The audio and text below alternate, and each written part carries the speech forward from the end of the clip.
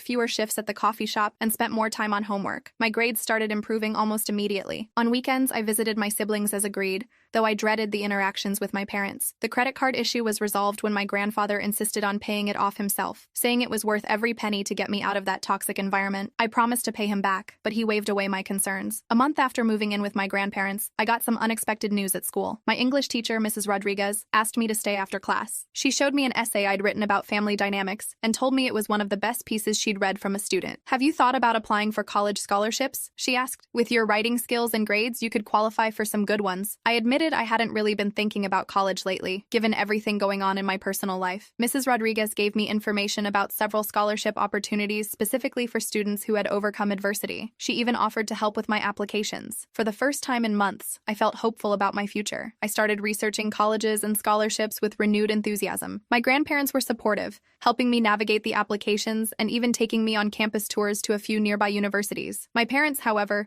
were less than thrilled when they found out. During one of my weekend visits, my dad saw me working on a scholarship essay on my laptop. "College?" he scoffed. "What a waste of money. You should be saving up to get your own place instead of mooching off your grandparents." I ignored him and kept typing. This just made him angrier. "You know we're not paying for any of it, right?" he said. "Not a single penny." I looked up at him calmly. "I know. I'm applying for scholarships and financial aid." He seemed disappointed that his statement hadn't upset me more. He walked away muttering something about ungrateful kids thinking they're too good for honest work. The scholarship applications took up most of my free time for weeks. Mrs. Rodriguez reviewed my essays, and my grandparents helped me gather all the required documents. By the spring, I had submitted applications to 6 different colleges and over a dozen scholarship programs. The first acceptance letter came on a Tuesday in April. I got into State University with a partial scholarship. I was thrilled, but it still wasn't enough to cover all the costs. I kept hoping for better news from the other schools. That same week, something unexpected happened during my weekend visit to my parents' house. My mom actually asked me how the college applications were going. It was the first time she'd shown any interest in my future plans. I told her about the acceptance from State, trying not to sound too excited since I knew she didn't approve. To my surprise, she didn't make any snide comments. Instead, she nodded and said, "Your Aunt Barbara went there. She liked it." It wasn't much, but it was the closest thing to support I'd gotten from either of my parents in months. I decided to take it as a positive sign. The next big news came 2 weeks later. I received an email notification that changed everything. One of the National Merit Scholarships I'd applied for had selected me as a finalist. If I won, it would cover full tuition at any public university in the state for 4 years. I was ecstatic. My grandparents took me out to dinner to celebrate making it to the finals. Even Megan drove over to join us. The finalist interview was scheduled for the following week. I spent days preparing for that interview. My grandmother helped me pick out a professional outfit, a navy blue blazer and skirt that made me look older than 17. My grandfather drilled me with practice questions until I could answer confidently about my goals and aspirations. The day of the interview, I was a nervous wreck. The scholarship committee consisted of 5 people, all with impressive academic credentials. They asked about my essay, my experiences, and my plans for the future. I talked about wanting to become a child psychologist, inspired partly by my own experiences with family dynamics. I left the interview feeling like I'd done my best, but I had no idea if it was good enough. The results wouldn't be announced for another 2 weeks. Those 2 weeks were the longest of my life. I checked my email obsessively,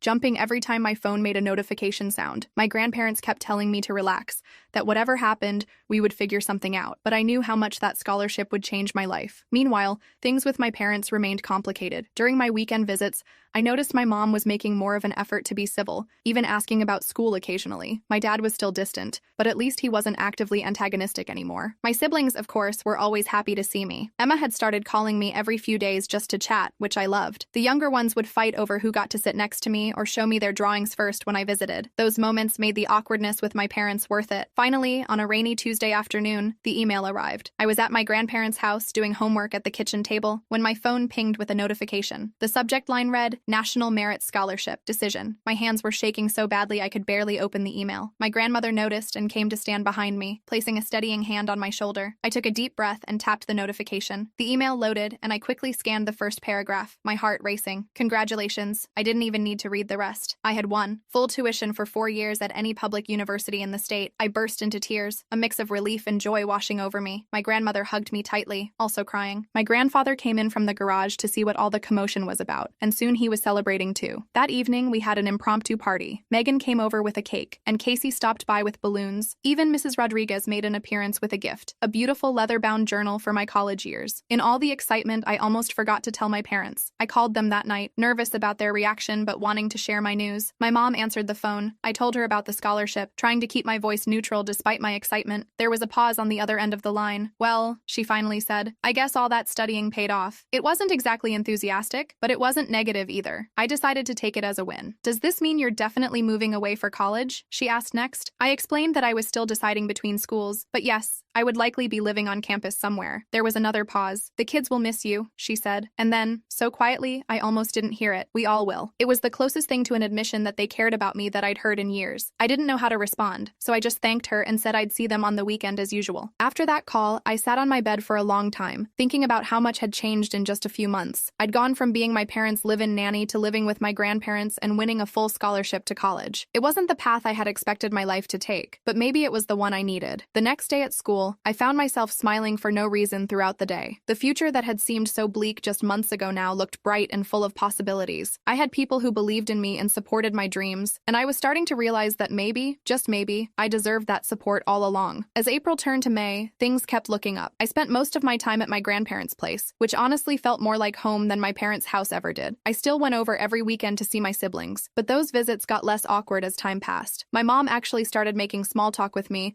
and my dad at least stopped glaring at me from across the room. One Saturday in mid-May, something weird happened. I was playing with my youngest brother in the living room when my mom came in and just stood there watching us. After a few minutes, she cleared her throat. Julia, can we talk in the kitchen for a minute? My stomach immediately knotted up. Every time my parents wanted to talk, it ended with me feeling like crap. But I nodded and followed her. In the kitchen, she busied herself making coffee, not looking at me. I just stood there awkwardly, waiting for whatever bomb she was about to drop. Your father and I have been talking, she finally said, about your graduation next month. Oh right, graduation. With everything else going on, I'd barely thought about it. But now that she mentioned it, I realized I had no idea who would come to the ceremony. Would my parents even show up? Would it be super awkward having them and my grandparents in the same place? We want to host a small party for you, she continued, here at the house. After the ceremony, I must have looked completely shocked because she actually laughed a little. Don't look so surprised. You're still our daughter. I didn't know what to say. For months, they'd treated me like I was nothing but free labor, and now they wanted to throw me a graduation party? It didn't make sense. Why? I blurted out before I could stop myself. My mom's face fell a little. She put down her coffee cup and finally looked directly at me. Because we're proud of you, she said quietly. The scholarship, college. You've done well, Julia. I just stared at her. Who was this woman and what had she done with my mother? I wanted to ask if she was feeling okay, or if she'd been abducted by aliens. Before I could respond, my dad walked in. He nodded at me awkwardly, then grabbed a beer from the fridge. Your mom tell you about the party? He asked. I nodded, still too confused to form words. Good, he said. We were thinking just family. Your grandparents, Megan, a few aunts and uncles. They were including my grandparents, and Megan, the people who had basically rescued me from them. This was getting weirder by the minute. That sounds nice, I managed to say. Thank you. My dad nodded again and left the kitchen. My mom went back to fussing with coffee cups. I escaped back to the living room as soon as I could, my head spinning.